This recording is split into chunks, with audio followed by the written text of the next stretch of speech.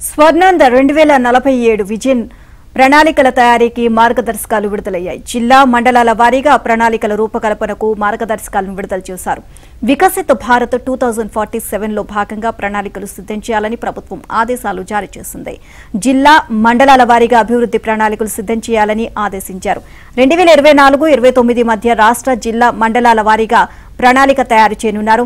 Vision ప్రణాళికలపై ప్రజల అభిప్రాయాలు సేకరించాలని సూచించారు. స్వర్ణాంధ్ర 2047 విజన్ ప్రణాళిక ఇంటింటికి చేరవేయాలని ప్రభుత్వం ఆదేశించింది. గ్రామ వార్డు సచివాలయాల సిబ్బంది ద్వారా ప్రణాళిక చేరవేయాలని ఆదేశాలు జారీ చేశారు.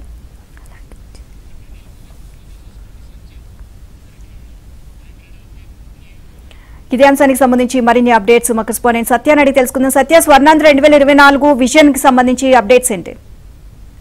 నీలిమ రాష్ట్ర భవిష్యత్తు అభివృద్ధి లక్ష్యాలతో రూపొందించి విడుదల చేయనున్న స్వర్ణాంధ్ర 2047 విజన్ డాక్యుమెంట్ పై జిల్లా స్థాయిలో వివిధ వర్గాల వారితో చర్చించి వారి అభిప్రాయాలు సేకరించాలని రాష్ట్ర ప్రభుత్వ ప్రధాన కార్యదర్శి నీరబ్ కుమార్ ప్రసాద్ ఇప్పటికే ఆయా జిల్లా కలెక్టర్లను ఆదేశించారు. గ్రామ పంచాయతీలు, మండలం, మున్సిపాలిటీ, జిల్లాల వారీగా విజన్ డాక్యుమెంట్ లో రూపొందించడం జరుగుతుందని కూడా ఆయన స్పష్టం చేశారు. వీటిపై సెప్టెంబర్ 21 నుంచి అక్టోబర్ 5వ తేదీ వరకు ఆయా జిల్లాల్లో ప్రతి ప్రజాప్రతినిధులు, పారిశ్రామిక, వాణిజ్య, రైతు సంఘాలతో సమావేశాలు నిర్వహించాలని కూడా ఇప్పటికే సూచనలు ఇవ్వడం జరిగింది. రాష్ట్ర స్థాయిలో నవంబర్ 1వ తేదీన స్వర్ణాంధ్ర 2047 విజన్ డాక్యుమెంట్ ను విడుదల చేయనుండడంతో జిల్లా కలెక్టర్లతో ఆయన వీడియో కాన్ఫరెన్స్ కూడా నిర్వహించారు. ఇప్పటికే స్వర్ణాంధ్ర విజన్ డాక్యుమెంట్ రూపకల్పనపై ప్రభుత్వ ప్రధాన కార్యదర్శి నీరబ్ కుమార్ ప్రసాద్ ఈ వీడియో కాన్ఫరెన్స్ లో చర్చించారు. సెప్టెంబర్ 30 నాటికి మండల స్థాయిలో, అక్టోబర్ 15 నాటికి జిల్లా స్థాయిలో కార్యాచరణ ప్రణాళికలు సిద్ధం చేయాలని సీఎస్ వారికి స్పష్టమైన ఆదేశాలు ఇచ్చారు.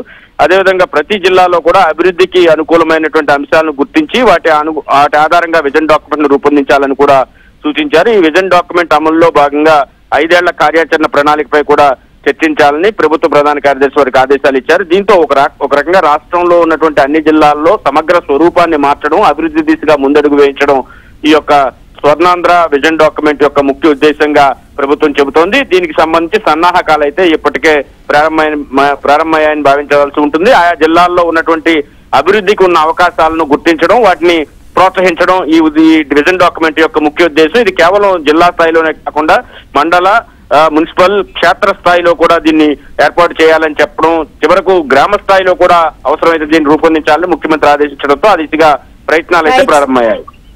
Thank you Satya.